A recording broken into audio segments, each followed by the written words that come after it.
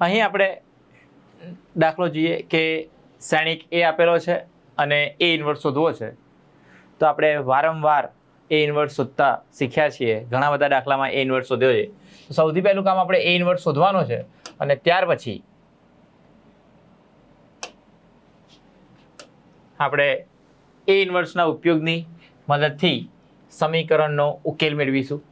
તો અહીં સૌથી પહેલું કામ કરીએ આપણે એ શ્રેણિકનો વ્યસ્ત શ્રેણિક શોધવો છે. તો સૌથી પહેલા વ્યસ્ત શ્રેણિક માટે તમારે નિશ્ચાયક એ શોધવો પડે. તો અહીં એ શ્રેણિકનો નિશ્ચાયક લેવો છે. તો નિશ્ચાયક તરીકે દર્શાવી દઈએ કે નિશ્ચાયક એ બરાબર શ્રેણિકની જગ્યાએ નિશ્ચાયકમાં દર્શાવીએ અને કોઈ પણ હાર કે કોઈ પણ સ્તંભના સાપેક્ષે એનું આપણે વિસ્તરણ આપી શકીએ છીએ. તો અહીં આપણે પહેલી હાર માટે જો વિસ્તરણ આપીએ મિત્રો, તો આપણે જોઈ શકીએ કે 2 માટે -4 +4. તમે અહીંયા જોઈ શકો છો કે આપણે 2 માટે જોઈએ તો આ -4, આ માઇનસ +4 એટલે કે તે 0. ત્યાર પછી નિયમના માઇનસ અને આપેલા માઇનસ એટલે કે +3 માટે જોઈએ તો અહીં -6 +4 એટલે કે -2 અને આ +3 હતા જ એટલે કે -6 +4 -2 અને આ +3 એટલે કે -6. બરાબર છે. અને તેવી રીતે +5 માટે પણ 3 - 2. તો આમ વિસ્તરણ આપણે સાદુરૂપ આપીએ તો આપણને અહીં જવાબ મળે છે -1. અને -1 જે 0 નથી માટે આપણે એવું કહી શકીએ કે એ ઇન્વર્સનું અસ્તિત્વ છે. અને જો એ ઇન્વર્સનું અસ્તિત્વ હોય તો જ મિત્રો આપણે સહઅવયવ શ્રેણિક એટલે કે એડજોઇન્ટ એ શોધતા હોઈએ છીએ.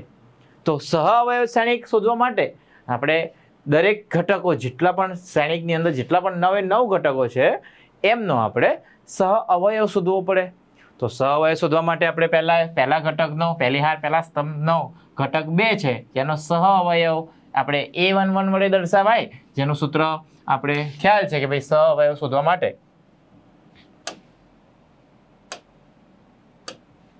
આપણે સૂત્ર છે Aij = -1/i + j ઘાત * Mij.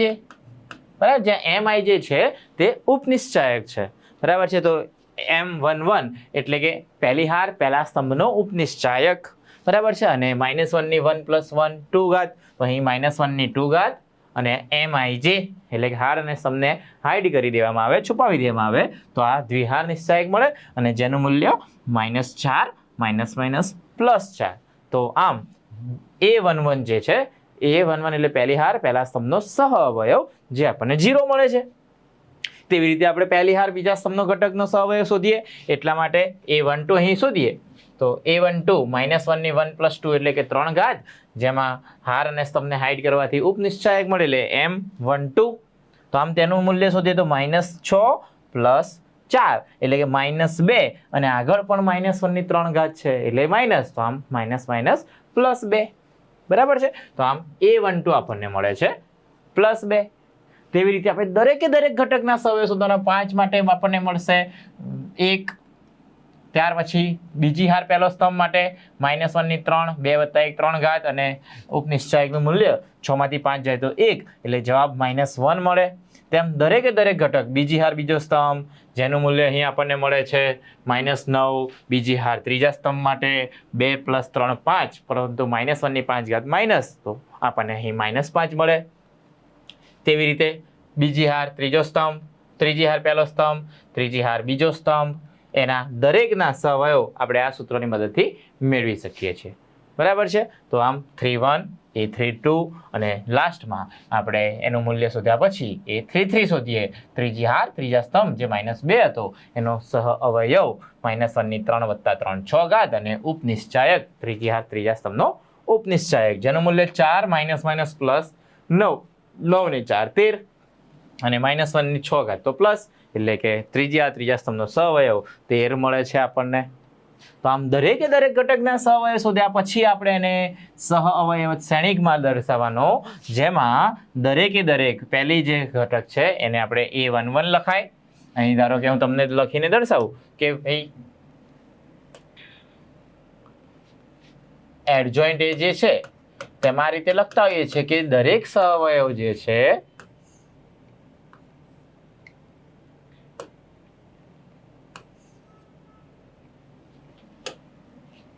એમાં પહેલી જગ્યાએ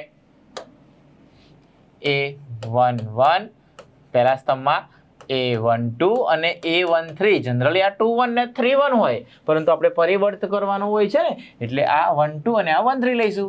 તેવી રીતે A21, A22, A23 અને તેમજ ત્રીજી હારના જગ્યાએ ત્રીજા સ્તંભમાં ઘટકો મૂકીશું, જે છે 31, A32 અને A33.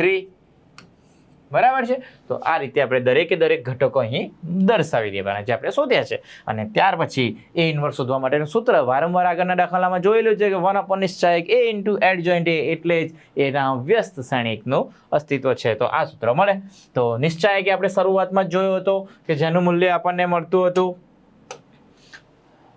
-1 અને એડજોઇન્ટ A જે આપણે દરેક ઘટકોનો શ્રેણિકમાં મૂકેલો, દરેક ઘટકોના સહઅવયવને શ્રેણિકમાં દર્શાવેલો છે અને ત્યાર પછીનો પરિવર્ત કર્યો છે, એટલે સહઅવયવ જ શ્રેણિક મળે. તો આમ -1 ની અંદર ગુણી પણ શકીએ છીએ. તો -1 અંદર ગુણો એટલે પ્લસ, આ minus minus plus minus minus plus minus. બરાબર છે. તો A ઇન્વર્સ શોધવાનો હતો, પરંતુ આ A ઇન્વર્સનો ઉપયોગ કરીને આપણે સમીકરણ જે આપેલા છે 3, તે સમીકરણનો ઉકેલ મેળવવાનો છે મિત્રો. તો અહીં 3 સમીકરણો જે આપણને આ દર્શાવેલા છે 2x - 3y - 5z = 11, 3x - 2y - 4z = -5, x + y - 2z = -3. તો આનો સમીકરણનો ઉપયોગ કરીને આને ઉકેલવાના હોય તો સૌથી પહેલા આપણે શ્રેણિકને, આ જે સમીકરણ છે એને શ્રેણિક સ્વરૂપે દર્શાવીએ.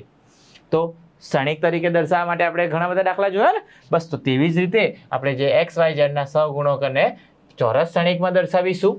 ત્યાર પછી ગુણાકારની અંદર સ્તંભ શ્રેણિકમાં ચલ અને જમણી બાજુમાં જે અચળ પદો હતા તે, બરાબર છે, એ પણ સ્તંભ શ્રેણિકમાં દર્શાવીએ. તો આ જે સમીકરણ છે એ આપણને ax = b જેવું છે. પહેલાનું નામ જો a આપી દો, બીજાને x અને ત્રીજાને b આપો તો ax = b જેવું છે. તો આ a બરાબર ચોરસ, x બરાબર ચલ શ્રેણિક અને b બરાબર જે અચળ પદ આપેલા હતા તે.